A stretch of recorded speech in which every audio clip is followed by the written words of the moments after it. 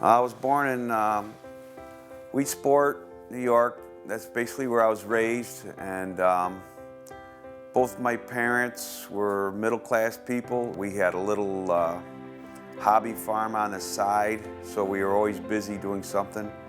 I think my parents instilled a great work ethic through me and my brothers and my sister. Started wrestling in 7th grade. My father really encouraged me to wrestle, and my older brothers wrestled also. As a junior and senior in high school, I made it to the sectional quarterfinals twice. As a junior college wrestler, I made it to the nationals, and I was one match from being an All-American. And then I moved on to Cortland State, where I placed twice in the intercollegiate state championships. And my senior year, I was ranked 4th in the nation before I got hurt. Before the accident, I worked for Bristol Myers Squibb. I was a chemical operator there. When all this happened, my wife was, she's a school teacher still. She's not at Southern Cuga Central Schools. She's a phys ed teacher there. The accident happened when I was at work. I was working overtime, and there was a pipeline explosion, and I was burnt with potassium hydroxide.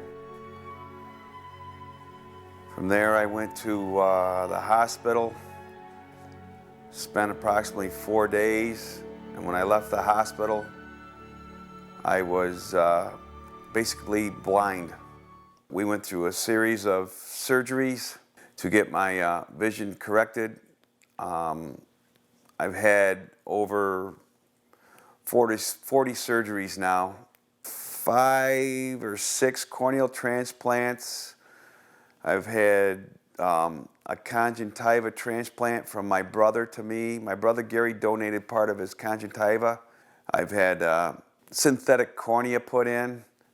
They've done retinal work. I've had a stent put in my eye twice, and I'm scheduled for more surgeries now because the outside layer of my eye is thinning, and I've got scar tissue on the inside that's blocking the pressure. I've had a mouth release. Like when the accident first happened, my mouth healed together.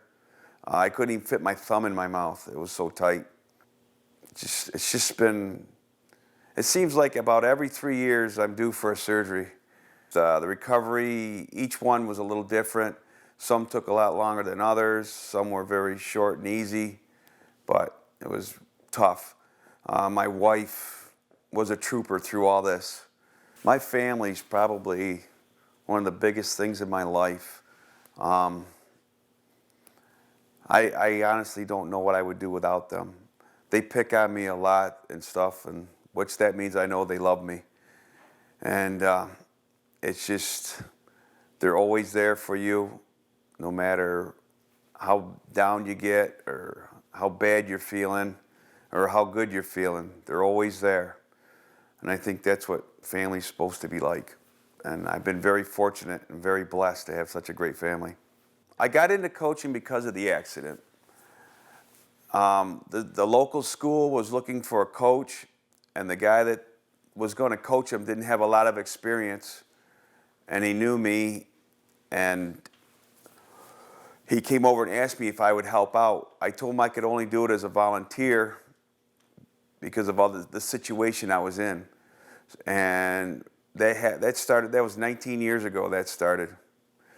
And I've been coaching ever since at the same school, either as a volunteer or as a head coach. I've been the head coach now. This is my 11th season as a head coach, and I volunteered for the first 8. His passion for wrestling and his commitment to the kids here at Port Byron, he's been able to overcome the problem with his sight. And he's compassionate about his wrestlers. He'd do anything for them, including spending his own money to send them to camp or any summer tournaments. He spends his own money, not sponsored by the school. So he's very, very committed to the sport of wrestling here at Port Byron. I think the referees didn't like my visual handicap because I was close to the mat an awful lot because I couldn't see the wrestlers. The frustration of not really seeing what the kids were doing, and then getting them off to the side and then explaining to them what the moves were and stuff was probably the biggest part to overcome. I tell the kids, no matter how bad something is, it can always get worse or it can always get better, depending on how hard you want to work. I give myself an example sometimes. You can always move on and you can always continue to get better, no matter what situation you're in. I could have told them I could be just sitting home, laying around and doing nothing. I didn't have to come down here and coach, but I wanted to coach because I thought I had something to give back to wrestling. The kids are the best part of the whole thing. They understand. They come and they listen to you. The things that he's been able to achieve with this particular handicap is unbelievable. I think Tom Green is an inspiration to everyone dealing with wrestling. It's a wonderful story about how someone overcame a lot of challenges and obstacles in his life and used wrestling as a mechanism to do this.